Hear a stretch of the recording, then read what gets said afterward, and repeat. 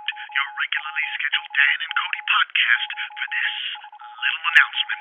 Hi, everybody. Just wanted to give you a little update on last week's snafu with the Dan and Kody Podcast, episode 187. For those of you that were able to download it, you may have noticed there was some audio issues. Well, we took it down and I fixed them. We put it up, and that's going to be this week's podcast, episode 187, where I sit down with the delightful Abe Cox. So go ahead, turn up the volume, enjoy the tunes, because get ready for the latest Dan and Kody podcast.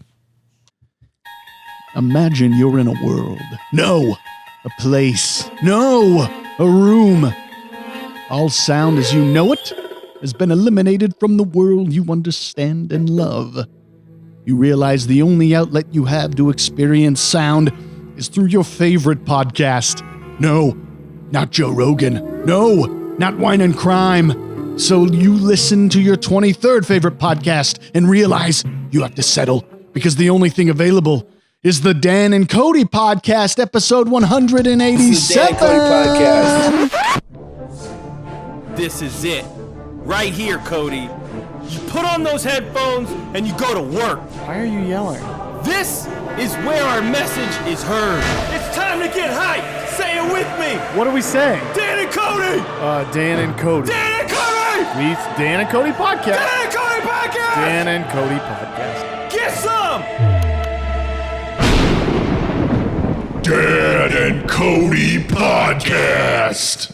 Oh, it's like the sound of Jesus coming through. It's time to pray, ladies and gentlemen. Dan is still gone. He's in London. He's still in London. There's the auction taking place right now, the prop store auction, which by the time you hear this, it's over, and you lost out on your chance to bid on some amazing movie memorabilia, you know, like Braveheart's sword, which William Wallace, Bill Wallace, as he's known in Ireland. Anyway, Dan's gone, and luckily, I have a friend of mine that's filling in for Dan. I got Abe Cox here with me. Abe, hello. Hello. How are you, Kody? Oh, it's English, Abe. Oh, yeah, I'm great, man. Good. I am as well. Thank you for having me. Dude, thanks for coming on the podcast. I appreciate it. I know, with Dan being gone, there's a void because Dan and I, oddly, on top of doing this podcast, we're actually friends. Oh. And we bounce ideas off of each other all the time. And he texts me, he texts me questions like, hey, how do I make a casserole? And I'm always sending him casserole recipes. And he's always saying, no, that's not right. He didn't know how to do it in the first place, but it's not right to Dan, It's one of those things where you know it when you see it, but you have no idea how to do it yourself. Absolutely. You don't you appreciate the goodness when it's in your mouth, but when you have to put in the work, you just don't get it, Anyway, I guess that's my casserole conversation for the day. I don't know. I never had a casserole. No, really? Never? No. Is that similar to ravioli?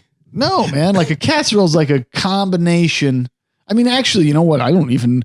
You don't even know what a casserole is? I have had a casserole before because a casserole is like... Explain a casserole to me correctly. Casserole is always like a mix of things. A collage. Yes, it is. Let's see. Normally, okay, so here's how Wikipedia describes a casserole. A large, deep pan used both in the oven and as a serving dish. So the casserole is actually the pan.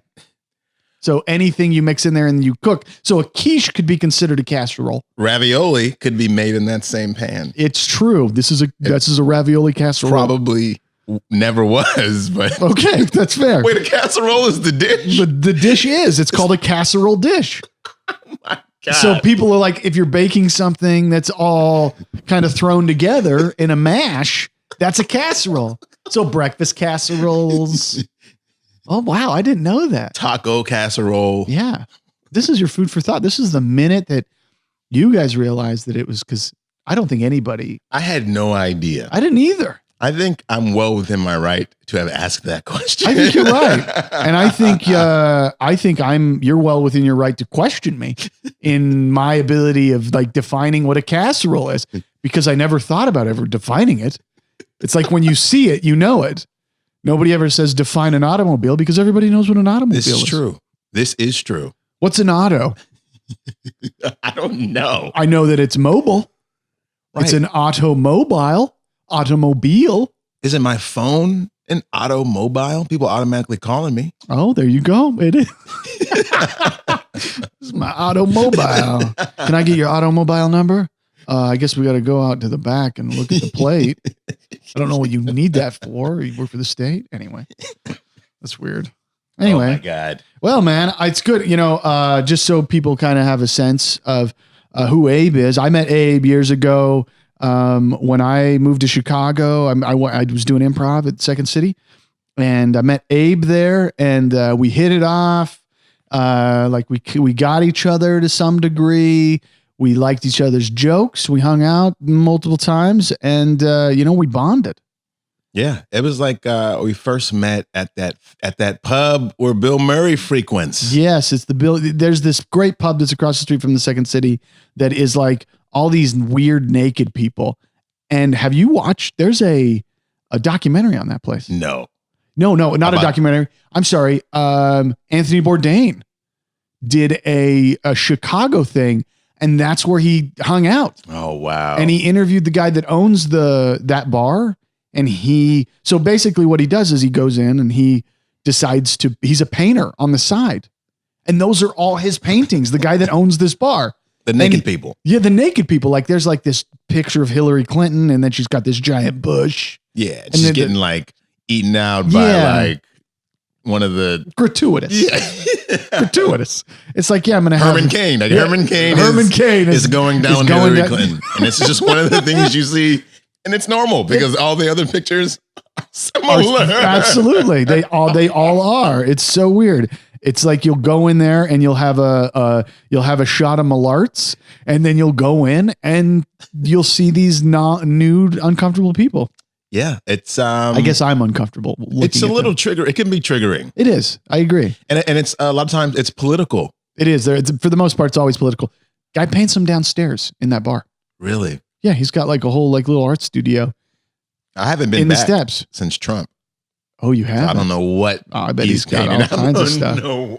I mean, if he's even close to what Jim Carrey does of Trump, then I know it's got to be good, right? Oh my gosh! Yeah, man. But yeah, that's we met there. Had some good conversations, some funny. When you're in that place, most of the conversations are just hilarious. This is a bunch of comedians, improv, stand-ups who come in after right around 9:30, right? It's going, yeah. And we're drinking Malort, which is awful, but you have to have it. It's a Chicago thing. I don't think you can really find it anywhere other than in that part of the country, it's in right? every Chicago bar. Yeah. Every single one. Yeah. If you have a bar, you're required to carry it.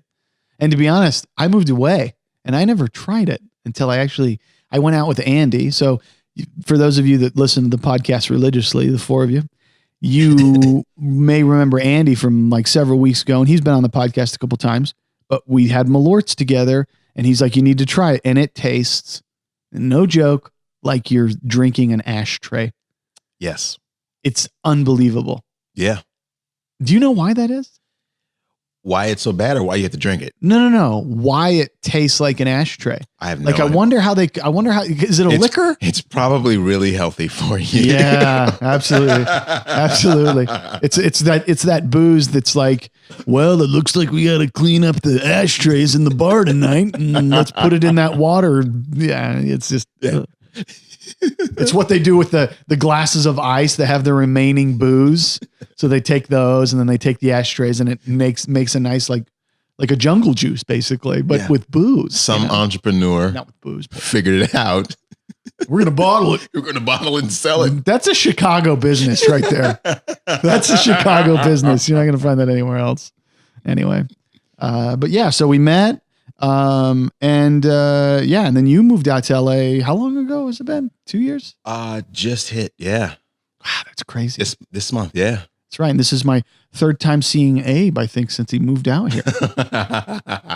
It's this. It's funny. This kind of shows you how segmented Los Angeles is, because I live in an area called Van Nuys, which for those of you that don't live in Los Angeles, it is in the Valley. And the Valley is this area that's north of downtown Los Angeles.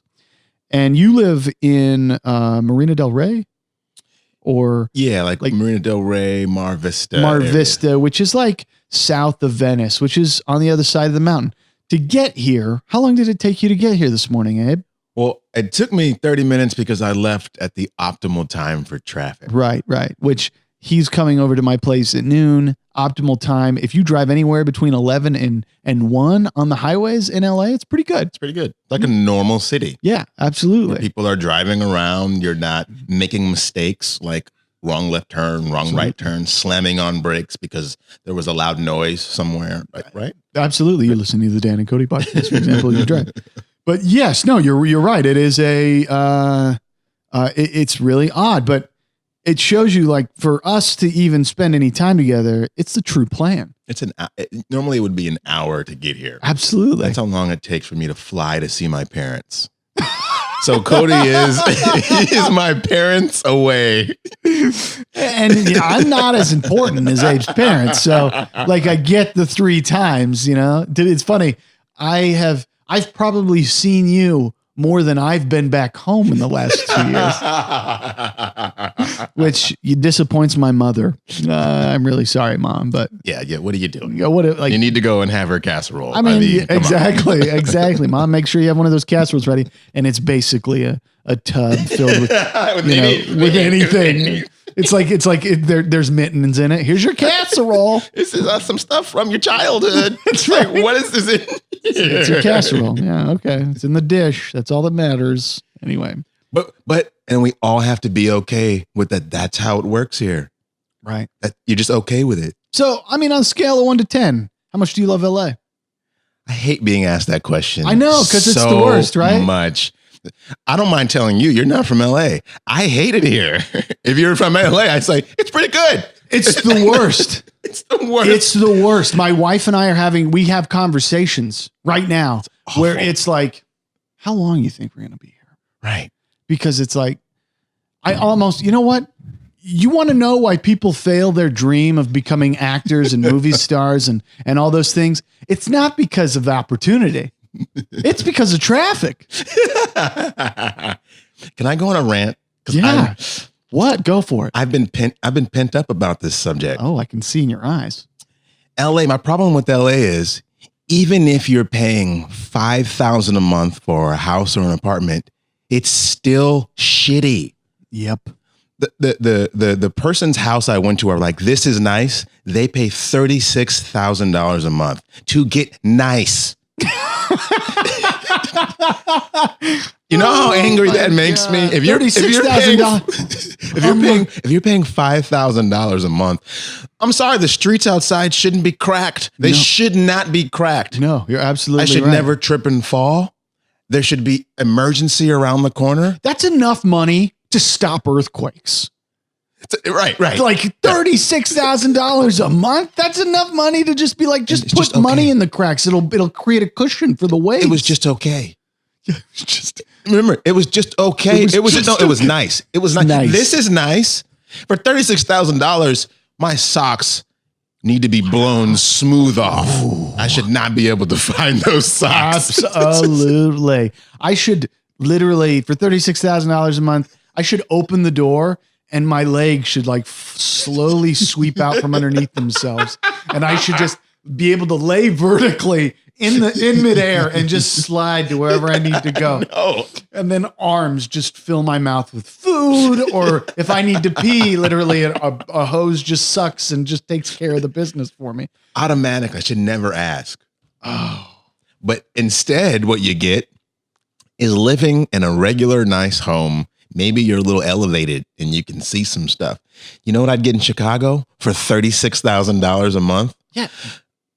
I mean, the United Center. Yeah. I mean, you're living in the United Center. I could just pick a building and be like, I want to live there. That's right. And to get the whole building. I want that building. Sure, $36,000. Done deal, sir. Absolutely. That's crazy. Oh, I hate it. Yeah. But I love the weather. I'm sorry. I love the weather. Are you kidding me? You know what I fucking hate about this weather? What? It's that yesterday was the same as yesterday. Does that make sense? Like I walk outside. Oh, it's the fucking sun again. thanks, buddy. Thank you for giving me life. And honestly, I mean, what's really bad for me, I think more than anything, is just the pasty skin. I don't do well in sun. I was born, I have German blood. I should be in like the Nordic territories. I lived on the most northern side of Germany, probably. I was probably Polish. Like that's, for me, it's about overcast, rain, and like I feed off of people's misery. In LA, it's all like, I don't know if you're miserable or not. I know. I don't know if tomorrow's not going to be okay because the sun is shining. Absolutely. Everything's great. Yeah, absolutely. I got another day ahead. We'll do it tomorrow. Absolutely. And then you're like 7 years into it. And you're like, you know what? The traffic's killed me. Sorry, son. You've done a lot for me, but the traffic's, killed all of my hope. I don't know, man. It's, it's also great. I was just telling you, Elon Musk is trying to create a tunnel to help with the traffic. You know what the locals said? Fuck that shit. We're okay with how it is. Are you kidding me? Absolutely. Any solution, that's the problem. Any solution that comes up, they're like, no, I'm okay. And why? Because of the sound? I don't know. No, I think it's because here's the problem with Elon Musk going ahead and digging tunnels. Is it's the same problem that anything. It's going to take him. Well, first of all, the metro system in Los Angeles, if they're to redo it and build trains that run everywhere in LA, it's going to take 40 years. We're not going to see a train that runs directly to the airport. The airport. If you're in Chicago, there's a fucking train at the airport that takes you downtown. Both airports. Yes, absolutely. Absolutely. And so it's this, but we're not going to see a train that runs out there until like 2035. We're going to get one real close, but we're not going to get anything that goes in and around and takes you out. So to do that, you're going to disrupt a lot of people's lives, and they're more concerned about traffic getting worse. Traffic getting worse is why they don't want tunnels under the ground. And the fact that it's like, well, you're building a tunnel. Like, where is that going? How are you doing that? I don't know. But they act as if this technology isn't in every other major city. Yeah, you're right. That the humans occupy. Yeah, the humans. That's right. Like, just so you know, LA, they're not humans here. The humans occupy. Like the humans are out there like, hey, you know what? We need to get around. Right. Why? There's a lot of people here. When I say a lot, I'm talking about millions, right? There's right. It's crazy, isn't it? Ants make tunnels. Why? There's hella ants, right? The humans are like, yo, we should do the same so we can get around. Absolutely. LA is like, I don't know. I don't know. I hear you, man. Yeah, it's nutty. We don't want to discourage anybody from moving. It's a great place. It's gorgeous. Come on over. The weather's really nice. All your dreams can come true. All your dreams can come true. $36,000 a month. Absolutely. That's right. And that's for nice. It's for nice. That's for nice. You don't want to know what amazing is. Yeah, absolutely. Yeah. Yeah. That's crazy. So, we were kind of discussing us and how we met. So you have a comedy background, right? I do. And so, you've been doing that for a number of years, and I have a bit of a comedy background to some degree, probably not like yourself, but, I've never been a fan of the stand-up situation, but I've thought about playing in it again. Really? Yes. How does that work that you're thinking about playing in something you're not a fan of? I think that's good for a person. What if they find you out? They won't. They won't. Even if they listen to this, they're not going to find me out. I feel like if I do stand up, I think every set has to start with something along the lines of how it's always funny to see animals wearing sunglasses. And then I do a bit on that for about 15 minutes. They'll close the line and it's like, see, you guys, it's just what's so funny is animals and sunglasses are always funny, right? Why is that? It is. Yeah. It's like when you see an animal in sunglasses, you assume they can talk human. They can. It's absolutely right. It's absolutely. How do you feel about animals talking human? Like in like movies and cartoons. Like, how do you feel about that? Are you okay with that? Like animals talking like people? Yeah, like if we lived in a world like BoJack Horseman. Like we actually are working, like the social structure is now animals and humans. Zootopia is a real thing. Right. Humans and animals, we have to get along. We can't eat each other. Right. They've evolved. They can now speak language. I mean, I think the dynamic of the relationship with my dog and I is very different. We could be best friends, but it's not the same, you know? Right. Like, hey man, have a seat. Let's have dinner. I got to ask him. Or like, here's chicken. You can't eat that. You can't have this. You know how your diet gets. You get runny, right? Like there's those weird elements, right? And you don't hear his response. So you're generally okay with like keep denying him these great things. Absolutely. You don't hear how he feels about you by doing that. And now you get to see. And now you get it. Right. And he sits you down and talks to you and says, I think you have it out for me. That would be weird, right? Right? Yeah, if it was like a switch and everything just flipped around in the next day and he's there and you're responsible for him. He's like your kid. And you do have to have that like come into Jesus conversation with your dog. And he's got to be able to tell you straight, like, this is what I like. This is what I don't like. I'm not a fan of you like tugging on this towel with me. I know I pull it, but that's because I want the goddamn towel. I don't want you to have the other end. My response would be something along the lines of, then why do you bring it back to me? His response is, I'm testing to see if you understand me. Right? I don't know. I'm okay with it. Yeah? Yeah. I want animals to be able to share their feelings. I feel like if they could share their feelings, me as a man, maybe I can share my feelings a little bit better. So you think it actually opens up gender roles? I think it opens up this whole other thing that interesting. We're missing. As a man, I feel so stifled. You do? What? Because of animals? No, because of feelings, but I'm using animals as a conduit. Oh, I see. Okay, nice. Very good. Very good. To help with my relationship. See, look, that bird is really pretty. And I think it says love. See? Right? That's me speaking to you. Chirp, chirp. Chirp, chirp. Oh, the bird's going to talk. It's going to be like, yeah, this... Right. Abe loves you. Abe loves you. Abe's feeling melancholy. And now that we know that these animals that are in our lives are so empathetic to us, they can then present our feelings to the rest of the world. Right. Oh, wow. That's revolutionary. Absolutely.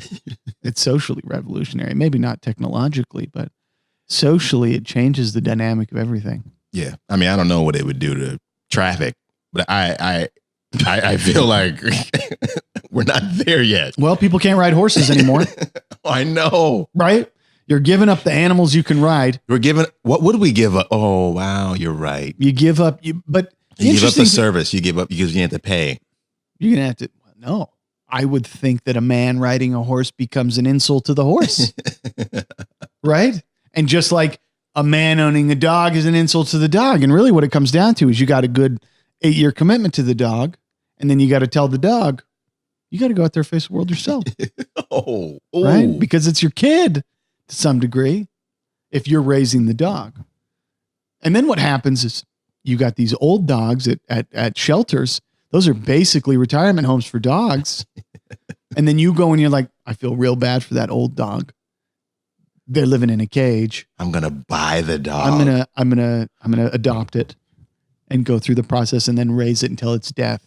And then you have like hospice come in, and the hospice, you have like a hospice bird nurse that comes in and like helps you take in and process the passing of this old dog that you've gone ahead and helped get to that next stage of life. Yeah. And helps you process your feelings about it. Absolutely. The feeling, release. Right. Wow. I don't know. I do. And I think it's fucking genius. I had this crazy dream the other night. And I did a weird thing on my Insta story the other day where I kind of talked about it, but I had this weird dream that I was Tom Brady. And I woke up and and I'm in the dream and Tom Brady's throwing touchdowns and throwing passes. But then there was this weird switch in the dream where Tom Brady realized that Tom Brady wasn't Tom Brady, but he was Kel Mitchell from Kenan and Kel. And so he's like, I just need to talk. I need to talk to Kenan.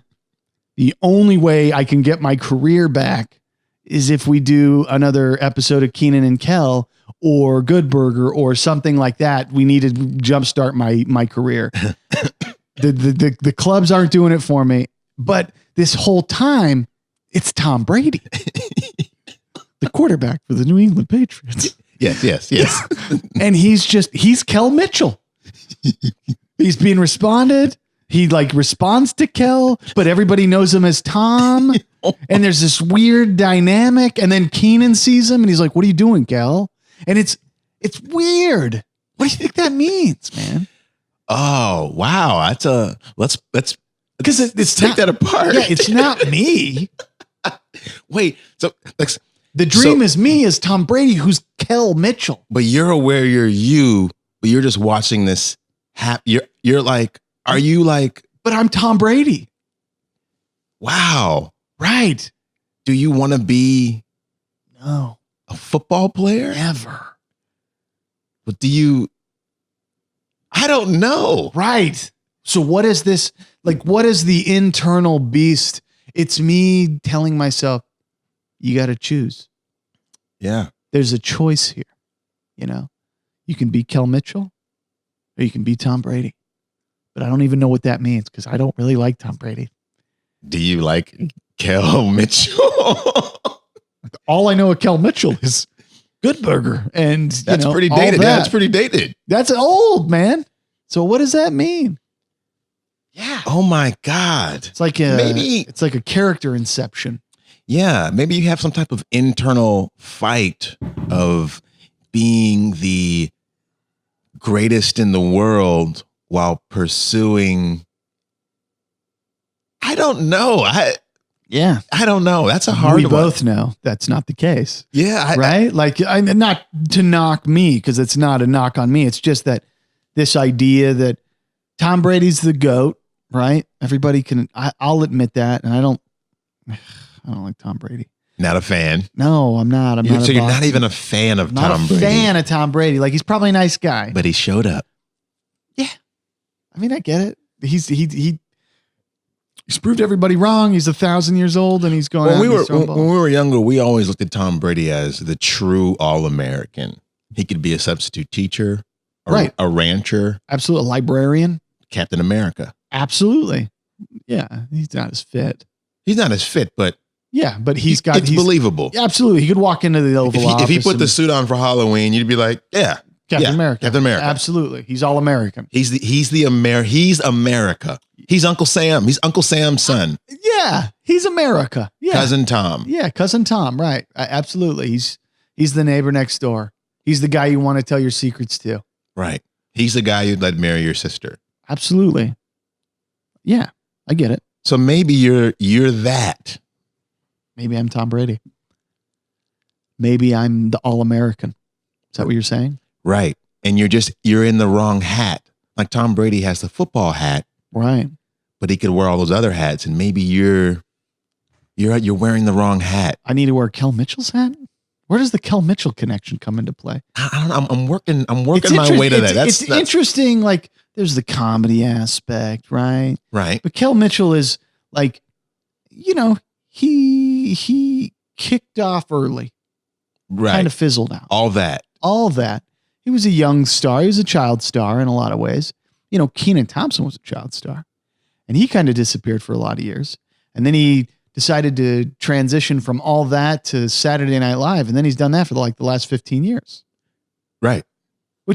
And now he's like greatest sketch comic of all time. Not my favorite. No, but like you could make that. He's been doing it for his whole life. Successfully. And the interesting thing is there is nothing interesting about Kenan Thompson. I know. Other than the fact that he's like stupid likable. Yeah. He's like stupid likable.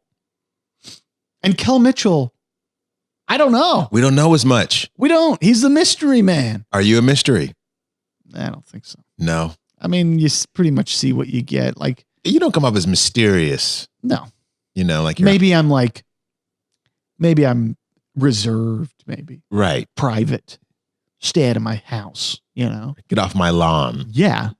But not like what's going on in that home.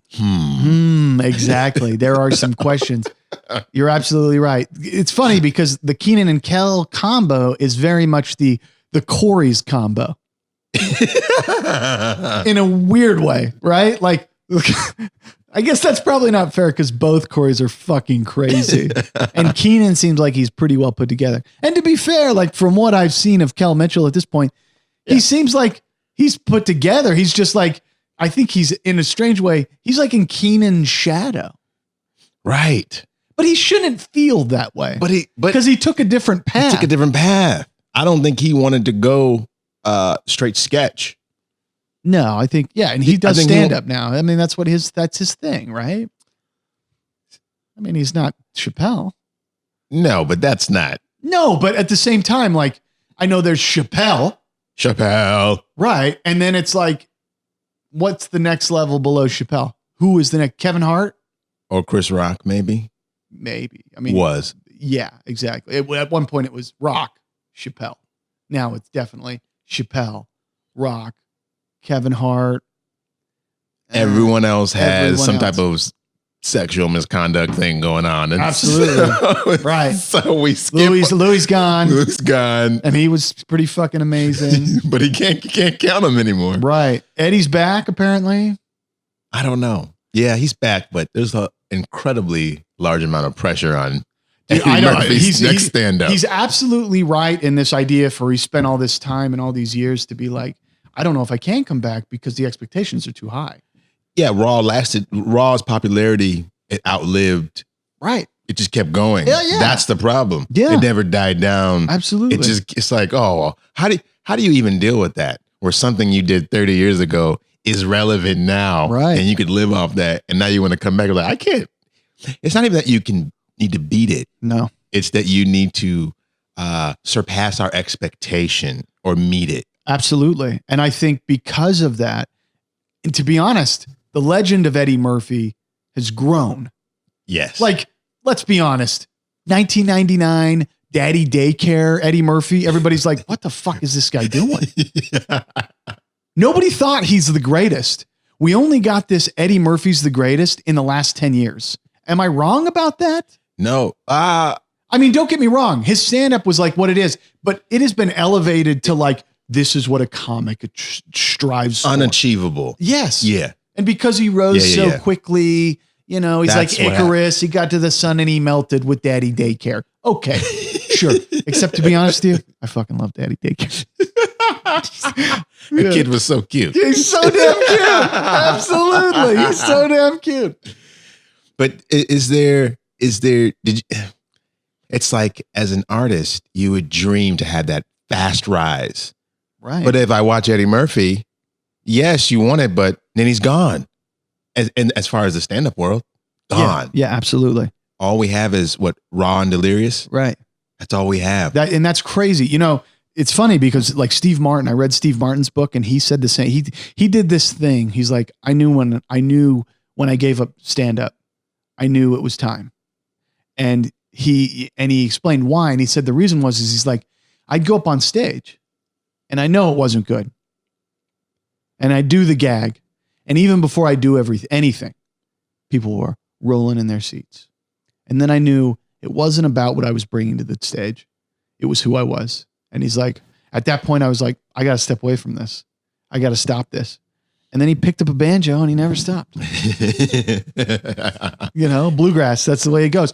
But like Eddie Murphy, you know, And even him, I think there was an interview where he just said, and I didn't read it or hear the interview, but the headline was something along the lines of like, he looks back at his raw days and delirious days and he's like, I can't believe what I said. Which right there shows you that anything he's going to do on stage is going to be real toned down. Yes. Impressions. Absolutely. Yeah, absolutely. Yeah. I was, in the latest Chappelle that's on Netflix, like some of the impressions he did, he's like, he basically tells you on the screen, for those that haven't seen, he's like, if you don't fucking like what you're seeing, I didn't tell you to push on my face. Like, I didn't tell you to press play. Like, you asked to watch this. This is what you get, And I'm like, he's absolutely right. Nobody's forcing anybody to watch anything. And I salute him in his approach because he's like, I'm going to be as bold as I want to be, but at the same time, and granted, I fucking laughed really hard. And I thought this is some of the best stuff he's ever done because he took on like the social scheme of things in a very bold way, although it was very unapologetic. And he tried to be, what's the word? He tried to be thoughtful. I mean, I could see how he offended everybody and their dog, I'm going to play devil's advocate. Really? Okay. As far as you clicked on my face. Yeah. That's not the world we live in anymore. All I need is a healthy social media stream feed, letting me know what everything's going on. Right. And I'm going to get that joke regardless. Right. So I agree that that's what we'd like to think it is. But I think the people who are offended are like, this just showed up. Sometimes it just shows up. And here he is. Right. Saying the F word. Right. Like, now you're drawn in. Yep. Or everyone's talking about it. So I have to see. Right. I may not be supporting you, but now, what is it, FOMO? You can't. Yeah. FOMO is a fun thing to say, but that's real. Since I can actually kind of experience everything. Absolutely. I don't want to miss anything. Yeah. Let me tell you where I don't feel FOMO. Okay. The fucking movie Frozen. Never seen it. Don't give a shit. Okay. Sing your songs about ice and letting go. Don't care. Never seen that shit. Fearless. Okay. It's supposed to be a classic. Yeah. Classic my ass. Okay. Classic's Aladdin, classic. And then they ruined Aladdin. Oh my God. What? I want to be. Sorry, Will. I don't know what I wanted to be in that meeting so bad. Who came up with the let's make everything real life? Wait, do you know why we did cartoons in the first place? Wait, mermaids aren't real. They're gonna do it though. Absolutely, it's gonna be haunting. It's gonna be so haunting. And you know what, dude? The scales. I'm more interested in seeing Little Mermaid in real live action than I was Aladdin. Aladdin was too like close to real people in a lot of ways. The only real difference was the genie. Jafar was an evil person. Jafar is way too young. How can you be that evil and be like 25? You haven't lived. Like, at least the Joker is like in his late, well, I mean, Heath Ledger was like getting started as the Joker, right? At least the Joker now that they've got, who apparently is, you go see the movie and it condones violence, which any movie in modern day Marvel movies condone violence. They're just using violence to stop other violence, right?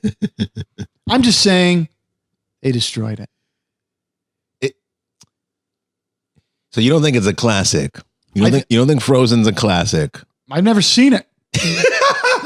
Yeah, okay. I've never seen it. I've never seen it either. So I can't. Perfect. You didn't fall down the fear of missing out train on that one. No. It didn't appeal to me. Yeah, because you're a man. Nothing about the story. All I remember, this is all I can think of right now when you say Frozen. The lady with the blonde hair. Yeah. I don't know what she's doing. And then there's a snowman. I'm assuming he came to life through this lady's magic something. Wow. That's what I assume. So what is he? A trap soul? Right. What do you now? Now I'm older. I've seen the world. I've seen a lot of these terrible things. Yes. I've seen what a lot of things have happened. You can't keep. You're going to get. What's the humor? What's the humor? So I come from. I'm from Arizona. Right. So I don't. The whole snow thing. You don't get it. I don't get it. Yeah. I don't get how you could have this much fun. You're a snow bird. I'm a snow bird. Permanent. Right. Right. Chicago was rough for me. That's right. So I don't see how you can make a classic movie holding up this frozen tundra. Right. Absolutely. But I can understand, like Aladdin, I can understand a talking parrot or the little monkey or the genie's funny voice of Robin Williams. Yeah. I get it was Robin Williams. Yeah. That's why it was great. Absolutely. If the original genie's voice was Will Smith, it would not be a classic. You're absolutely right. So what about Frozen? Is it that song? That's it. Who's in it? Who sung the song? Like you talking about this, it made me think like, here's what I can do at this point with you here. We can actually, because of so much stuff that's in the zeitgeist of what is Frozen, we can actually probably put together what Frozen is, having never seen the movie. You've got blonde girl. Let's do it. You've got blonde girl that makes snowman. Has powers. Use powers to make the snowman. Right. They don't give a reason. I'm going to assume the reason that they make the snowman is because she needs a friend. Because I control ice or snow or whatever. People aren't like me. Right. I'm different. I create magical snow or whatever. Right. Then you've got, there is a handsome man that hangs out with a reindeer, which is basically a reindeer dog from the pictures I've seen. Right. Right. It's not a regular reindeer. Right. Absolutely. And he's like, I'm going to go with a lumberjack. It's caribou. Yeah, it's a caribou. Right. He's a caribou. Right. Whatever. Like, let's get into the granular details of what a caribou and a deer is. There's not any. Okay. They both have 4 legs. They have horns. Right. One has, yeah. Anyway. So then you've got what else? What else is there that you know? There's the sister. I know there's a sister. I have no idea what the conflict is. I have no idea. Why are we doing this? What are you going towards? What's the problem? So you have magical powers. What's the problem? You're gorgeous. You have magical powers. What's the problem? Just convince people that being different is okay. Sounds like your life's going to be fine. Absolutely. And you have magical fucking powers. Like, how can you not convince people that they should believe everything you say? You're more powerful than them. You're more powerful. Use fear. Hey, I could use fear, but I'm benevolent. Oh, shouldn't you be grateful? Absolutely. You should be grateful. I could destroy this shit. And I will. Unless you love me. Unless you love me. Oh, I got a sister. I got a sister that I didn't know I had. Doesn't have blonde hair. Or maybe she does. She's from Brave, right? She has a bow and arrow. She shoots. She's Irish. I don't know. Anyway, is that another movie? I think so. I don't know. I've never seen it. You're right. This just shows that all the movies maybe have some type of stream that they're connected by. Right. Who knows? So then what happens? So then whatever the conflict is, it happens. We'll just say the conflict is it's taking her a long time to get along with people. It's taking longer than anticipated. Right. And that's the conflict. And in this movie, from what I gather, she needs a real friend. There's still kids. She needs a real friend. There we go. That's the conflict. Right. The snowman's not good enough. She needs a real friend that she didn't create with her magic. That's right. And that's what we're doing. Right. We're creating real friends. We're creating real friends. Okay. Though we have the power to create fake friends that are just as good. I mean, at that point, you're just looking for company. You're not looking for friends. You just need somebody to sit on the couch with you while you watch television. Yeah, who has inflection in their voice. Exactly. That's all you need. That's right. You're basically looking for a sex robot. Right. It's companionship. That's all it is. It's companionship. That's what the movie's about. It's about companionship. Companionship is important. And you'll go crazy if you don't have it. That's right. Frozen, ladies and gentlemen. And what's funny is that is like LA's homeless problem in a lot of ways, yet they're all there and they're a community. The homeless are a community, but they're unwilling to work together to get out of being homeless. There's so many homeless people. it's in a strange way.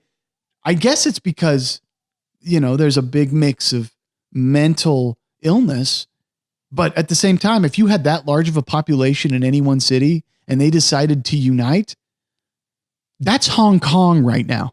Oh yeah. You know what I mean? Yeah. That's crazy.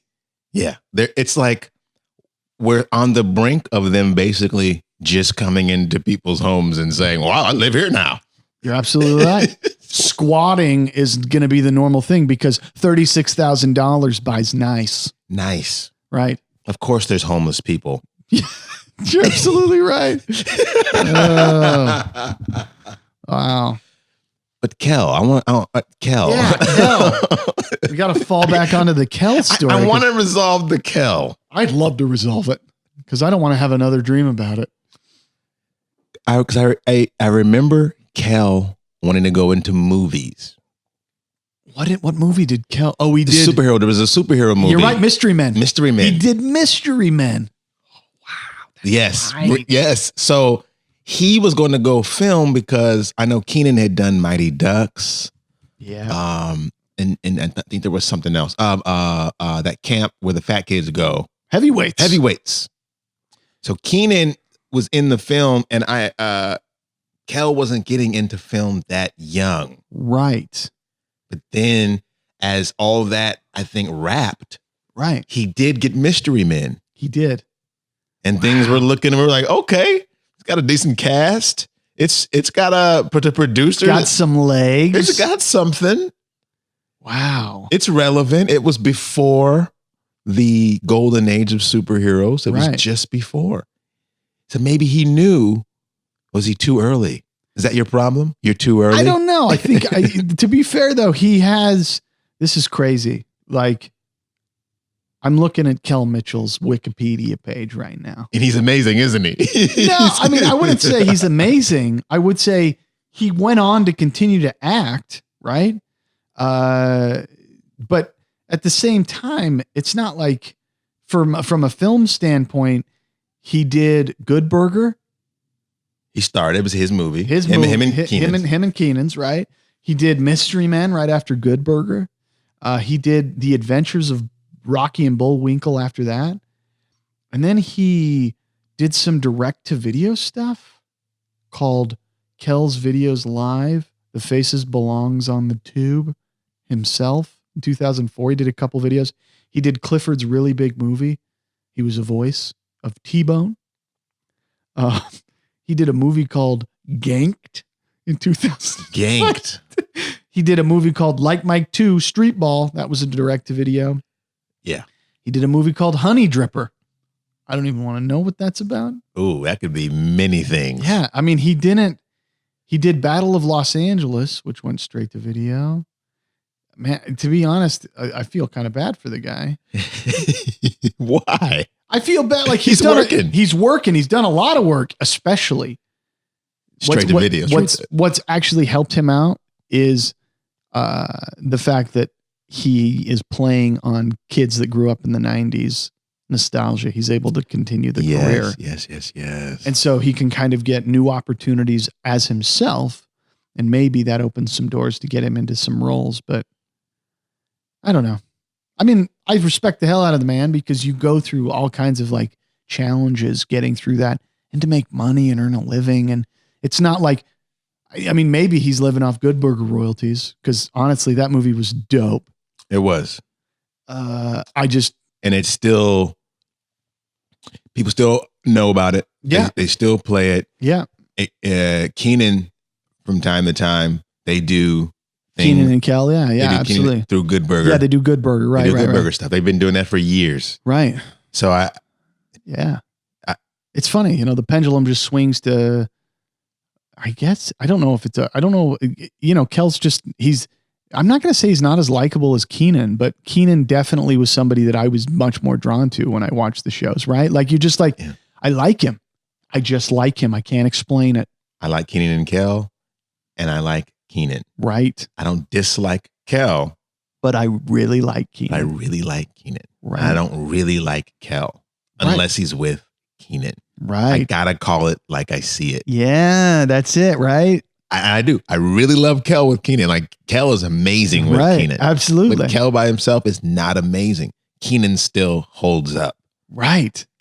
And what is that? Is that because of his talent? Is that because of how we as an audience, how they marketed themselves? Now, I don't think it's marketing as much as it's perception of how you take him in. He's got screen charisma. It's like anybody else. Like look at Chris Pratt. Chris Pratt took off like a jet into space, right? Like jets don't fly in space, but you get my analogy. He flew off up in the stratosphere. He came out of nowhere. He played really, really shitty characters before he ended up getting his big roles. And then Guardians of the Galaxy changed his life. Yeah. I guess you could say Parks and Rec changed his life. Parks and Rec. That gave him another outlet to get not shots. Be, Get, more opportunities. Right. And then he crushed. Then he crushed, man. Yeah. Then he crushed. And now he's Chris Pratt. Everybody's like, oh, it's Chris Pratt. He crushed Star-Lord. And then he was Jurassic. Yeah. And then Jurassic World. Like and now he's a superhero. Right. He's not he's not a fat slob. No. He's a sexy hunk. Yep. Absolutely. I'd like to see that what happened to Al Roker. Guy needs a break. You know. he just got a new hip. For those of you that don't watch the Today Show, just got a new hip. I think he's ready to play a Marvel role. I think so. Like let's give some people that you don't expect a shot. Give them a shot. You know. But can anyone who has talent get a shot and be Chris Pratt? Or no? Can Kel be Chris Pratt? No, he can't. He doesn't have the charisma. He can't. You see it, right? Like there is that essence, like you're drawn to just their approach, to how they stand there. Is that you? No. You're Brady. You're the GOAT. Mm. But you feel like you're Kel. Wow. Is that what it is? Wow. Maybe that's it. It's like Get Out. And you're like stuck in. That's right. That's right. I did it. You did it. We solved the problem. Oh my God. That's amazing. That's it. You did see Get Out, right? I did. Okay. Yeah. No. You're absolutely right.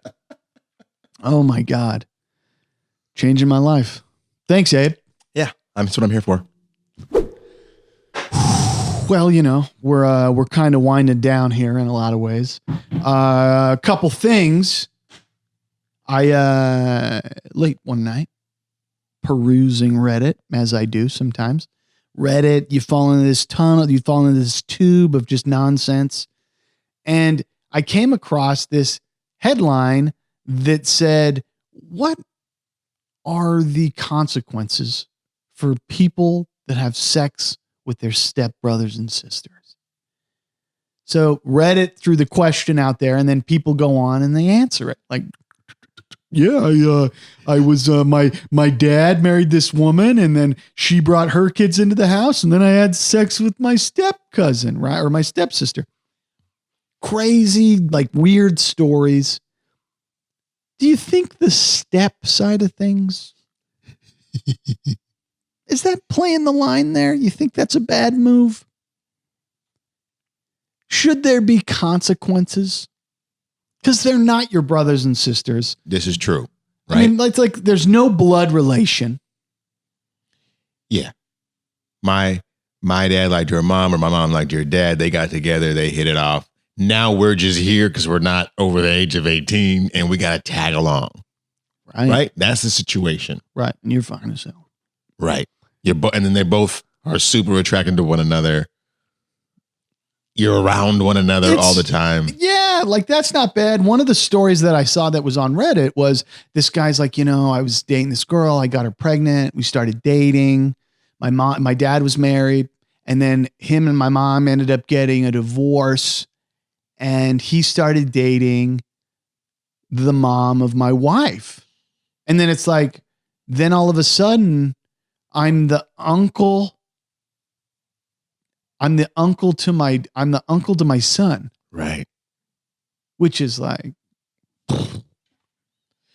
So do you think that this appropriateness or inappropriateness is retroactive? Like that's retroactive. I don't think that human dynamics can. Oh, right. I don't think I can go marry an older woman and then whoever her kids or grandkids are. Right now, I've thrown them all in this situation that I didn't know. Now you're daddy. Is that what you're saying? I'm daddy and grandpa. Like I can that right? Right. What's the song? I'm my own grandpa. Right. Come on. Right. Now, if you take that song literal, Right. yeah, you're gonna have a problem with this. Absolutely.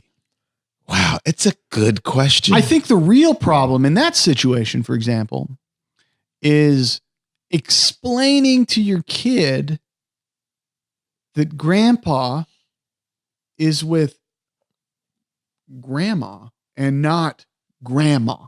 Right. Does that make sense? Like dad's side. And then it's like, okay, but I learned about family structure in school. So you're supposed to be my uncle, Dad. No, son, we're in a different situation. I guess it's providing the context, like having that conversation with your kid must be the worst.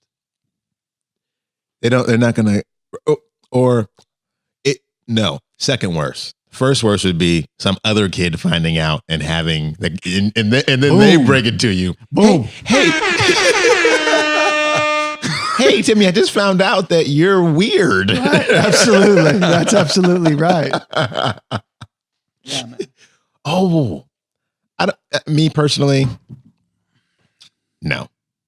I don't look at someone and be like, you guys are nasty, or you guys, there should be something done to you, or you should be held accountable because you got it on. Right. Especially if you're in that age when the hormones are going and someone's this woman who's a peer of, or this young woman who's a peer of yours is walking around naked now around the home. Right. I don't know if any of you listening were a 13, 14-year-old boy, but that's a different situation. Absolutely. That's a whole other. My God. There's some like mind mess, and they're your age. And they like you back. And it's like weird, and one of you's never home. Right. One of you's rebellious. So you never settle down into the family. That's right. Eating dinner. This is what leads to the types of kids that we see in movies like Breakfast Club. like Judd, whatever his name is, and he like the reason he's that way isn't because dad burnt cigarettes out on his arm. It's because dad married a woman that had other kids, and he fell in love with the daughter and he couldn't have her, so he rebelled. Yeah. His dad said, you better not touch her. You better not. So now, and maybe in the Breakfast Club, what's her face was actually his sister, and we just didn't see that side of things. Oh. And that was like an internal battle, you know. You see these, daddy putting out cigarettes on my arm, and I love you. Like, you know. Like, maybe he put the cigarettes because he saw him making advances on her. Man, it's like, and so he wanted him to think, when you look at her like that, I want you to associate these burns. Absolutely. But now he associates it with his erection. What are you going to do now, Judd Nelson? What are you going to do now, buddy? What were people saying? Were there people who were like, absolutely not. No, this is not all right. I don't want to do this. It was kill them, throw them under the jail. There needs to be some type of money paid, restitution. What were people? I mean, it's like, some people are weird about it, but for the most part, I'm going to read a story here. I'm going to read a story. This is interesting. An outcome was dramatic and incredibly tragic. This is one of the top stories that they posted on here. I had a colleague once who drunkenly confessed to sleeping with her stepbrother. Eventually, it developed into a serious relationship. Her parents got to know and desperately tried to get them to break up. The colleague ended up dating her stepbro in secret. It's an open secret in the office at this point. Awkward because the stepdad was also in upper management. Anyway, her parents find out again and try to get them to break up a second time. It gets all rather public and ugly and quite embarrassing for her mom and stepdad, who are now senior figures in this industry running their company. Colleagues tell us that she's been given ultimatums from her mom, doesn't describe what they are. Suddenly, she stops showing up to work and emails her resignation. She tells HR that she's moving to the U.S. to find some peace. She must be in the UK if they say mom. Colleague also texts some folks at work to tell them that she's had enough of the drama and she's moving away. So a few weeks pass and there's no news until her boyfriend, starts contacting all of her work friends. This person wasn't particularly contacted, but some of their employees were. The stepbro is desperately trying to get in touch with her. She's broken up with him via text. He wants to know if anyone's heard from her. He doesn't believe that she now lives in the US and that she'd go without telling him. Everyone writes him off. Police actually make a few inquiries to everyone's surprise. It doesn't happen often because they usually DGAF. What does DGAF mean? DGAF? I don't know. It's probably some English thing. This is still a developing country after all. In the end, the cops write the stepbrother off as lovesick loon and everything settles down. Stepbrother has gone crazy, now claiming that he thinks something bad happened to her. Says he's fallen out with his parents. Fast forward 2 years, no one's heard from our colleague until the cops come calling. They've arrested her mom's chauffeur on an unrelated charge and he confesses to murdering her. Even leads them to the body. He doesn't, however, reveal a motive. He must have been stalking her to think that the police until they investigate further. Our colleague never went to the US. Turns out the emails she sent weren't from her either. They were sent after her death. The texts, the emails, and the breakup were all from her mom. She covered her tracks and she orchestrated the murder of her own daughter, all because she wouldn't stop dating her stepbrother and was going to marry him. That, ladies and gentlemen, is this week's True Crime. Whoa. Yep, that's right, buddy. That's our true crime for this week. That's crazy. Whoa. So the mom didn't want the daughter to do it, so she hired her chauffeur to kill the daughter. So crazy. Was she that embarrassed by it? Jeez. I mean, she must have been, huh? This was in Mumbai, and this is actually, it's called the Sheena Bora murder case. And so this is like a real thing. This happened in India. Wow. In 2012, she was killed by strangulation. Whew. That's one strong chauffeur. That's crazy, man. So, I mean, the moral of this story is don't judge people for dating their stepbrothers and sisters, right? Yeah. And don't hire the chauffeur to kill those that you disagree with. Don't do it. Nobody deserves death that way. Nobody. I love the way you say chauffeur. Chauffeur? Abe, man, buddy, I appreciate you for coming out and having a conversation with me for this week. I had a good time. Me too. We covered a lot. If I was to really quickly, I want to organize our thoughts here because we went from who you were to Los Angeles. Yes. And then we got into, we talked about LA and traffic for a while. Then what did we talk about? We talked about your dream. Oh yeah. So then we talked about me as Tom Brady as Kel Mitchell. And then we were breaking that down, which led us down this beautiful pathway to FOMO and how I've never seen Frozen. And then we ended up telling you what Frozen is without ever seeing it, which then led down our path of coming back to why am I Kel Mitchell? And it all came back to the movie Get Out. Yeah. And then we led that into our true crime for the week, which was brilliant because we happened to stumble upon it, which was the question of, do we judge people that are banging their cousins or their step cousins? Step cousins. Step. We didn't go into real family. That's not what this show is. Yeah, man. I feel pretty good about our topics. I feel good too. I feel great. Oh, we talked about comedy with Eddie Murphy. We talked Eddie Murphy, Dave Chappelle, questionable things. Top comics. We kind of played on that world. Anyway, thanks for coming out, man. I appreciate you taking the time. Maybe we'll get you out again. I'd love to have you on the podcast when Dan's here. Yeah. Because that's when the heat gets hot and the hot gets heat. You know what I'm saying? Ooh, I like that. Anyway, thank you guys for listening to the Dan and Kody podcast. Dan will be back next week. I will not be here. I don't know who his guest is. I don't know if he's by himself.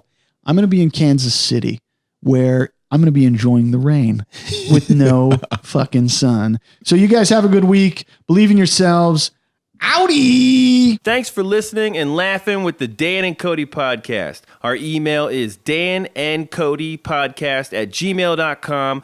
We're on Facebook. We're on Twitter. We are on Instagram at Dan Kody Podcast. Check out our website, danandkody.com, and you can contribute to the podcast by going to patreon.com/Dan Kody Podcast. Subscribe, bitch!